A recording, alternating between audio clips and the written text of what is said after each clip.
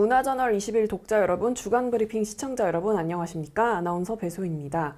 2월 26일 주간 브리핑을 시작하겠습니다. 집값을 띄우기 위해 시세보다 높은 가격에 계약을 체결했다 취소해온 사례가 적발된 가운데 지난 1년 아파트 매매 취소 건이 전체 매매 물량의 4.9%에 달한 것으로 나타났습니다. 국토부는 계약 의사 없이 집값을 자극할 목적으로 주택을 고가에 계약 및 신고한 후 해당 계약을 해제하는 시장 교란 행위 의심 사례를 대상으로 실거래 기획조사에 착수한다고 25일 발표했습니다. 국토부와 한국부동산원은 일부 투기 세력이 조직적으로 아파트 실거래가를 상승시킨 후 계약을 해제하는 방식으로 호가를 조작한다는 문제 제기와 관련 지난 1년간 이루어진 거래 중 존재하지 않은 최고가로 거래 신고를 했다가 이를 취소해 시장을 교란하는 이른바 실거래가 띄우기 의심 사례에 대한 집중 점검을 진행키로 했습니다. 조사 대상 지역은 서울, 세종, 부산, 울산 등 신고가 해제 거래가 다수 이루어진 규제 지역이 중심이며 5월까지 3개월간 국토부 부동산 거래 분석 기획반의 집중적 조사가 이뤄질 전망입니다. 조사 결과 거짓 신고한 사실이 확인될 경우 3천만 원의 과태료를 부과하고 조사 과정에서 범죄 의심 사례 포착 즉시 관할 경찰청에 수사 의뢰한다는 계획입니다.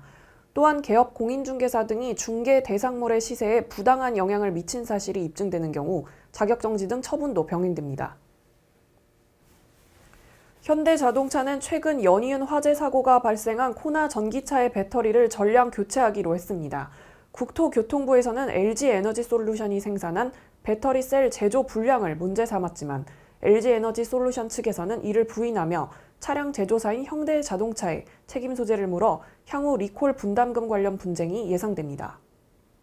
24일 국토교통부는 현대차가 코나 EV 25,083대, 아이오닉 전기차 1,314대, 전기버스 일렉시티 302대 등 세계 차종 26,699대에 대한 자발적 리콜을 시행한다고 밝혔는데요. 국토부는 배터리 분해 정밀조사 결과 LG에너지솔루션 중국 난징 공장에서 2017년 9월에서 2019년 7월 사이인 초기에 생산된 고전압 배터리 일부에서 셀 제조 불량으로 인한 내부 합선으로 화재가 발생할 가능성이 확인됐다고 밝혔습니다. 현대자동차는 리콜 대상 차량의 고전압 배터리 시스템을 모두 교체하게 되며 이로 인해 발생할 것으로 예상되는 비용은 1조 원 이상인데요. 사측은 해당 비용을 우선 지난해 4분기 경영실적에 반영하고 추후 LG에너지솔루션과의 분담률이 결정되면 환입될 가능성이 있다고 설명했습니다.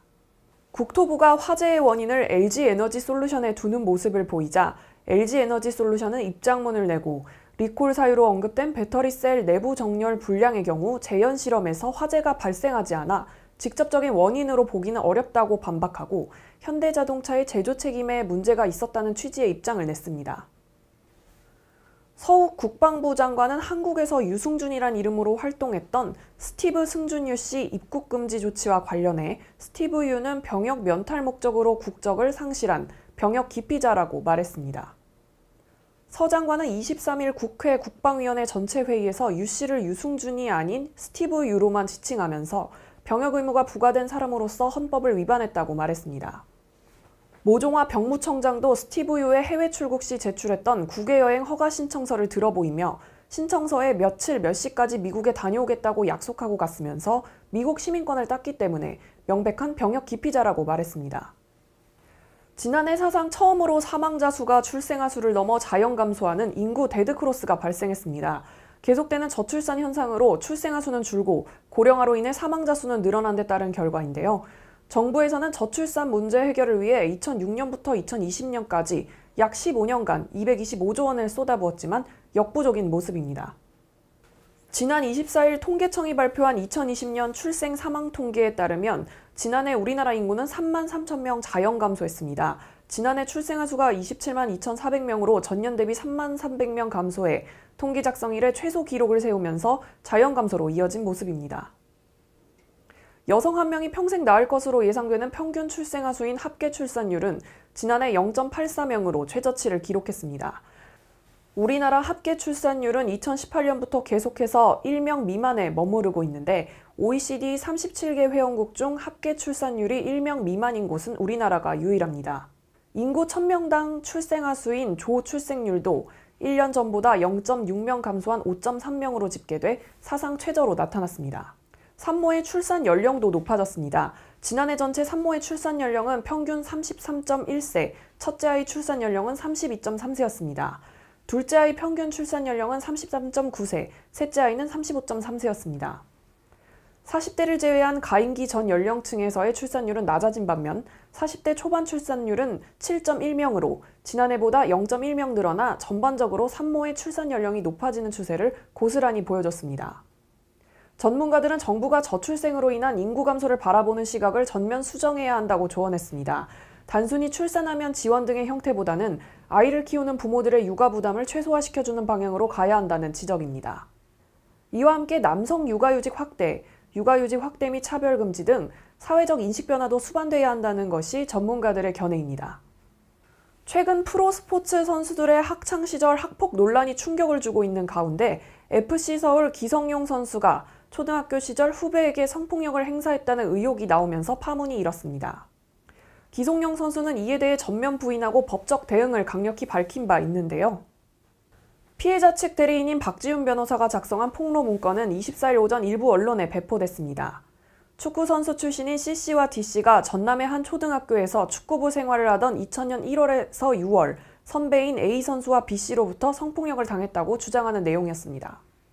이들은 기성용의 이름을 직접적으로 밝히진 않았지만 내용상 A선수가 기성용임을 충분히 짐작할 수 있었는데요. 기성용 선수 측은 이를 강력 부인하면서 법적 대응을 예고한 바 있습니다. 그러나 이번 일은 추가 폭로 없이 일단락되는 모양새입니다. 25일 연합뉴스 보도에 따르면 C씨와 D씨는 박 변호사와의 전화통화에서 자신들의 신원이 예상보다 훨씬 빠른 속도로 축구계에 알려지면서 심적으로 큰 압박감을 받고 있다며 더는 폭로하지 않겠다는 뜻을 밝혔고 이후 이들은 모두 연락이 되지 않고 있습니다. 기성용은 이날 자신의 인스타그램을 통해 고통받는 가족들을 위해 필요한 모든 것을 동원해 강경하게 대응하기로 했다며 긴 말 필요하지 않을 것 같다. 보도된 기사 내용은 저와 무관하다. 결코 그러한 일이 없었다. 제 축구 인생을 걸고 말씀드린다고 말했습니다. 창립 39주년을 맞이한 다보성 갤러리가 우리나라와 중국, 일본의 귀중한 문화재를 온라인으로 공개하는 특별전을 지난 8일부터 진행하고 있습니다. 코로나19로 비대면 사회가 형성되고 문화예술 또한 온라인 매체를 중심으로 소개되고 향유되는 새로운 현상 속에서 이번 특별전은 코로나19로 어려움을 겪는 사람을 위로하고 코로나 사태의 조속한 종결과 함께 힘찬 도약을 이루기를 바라는 염원을 담았는데요.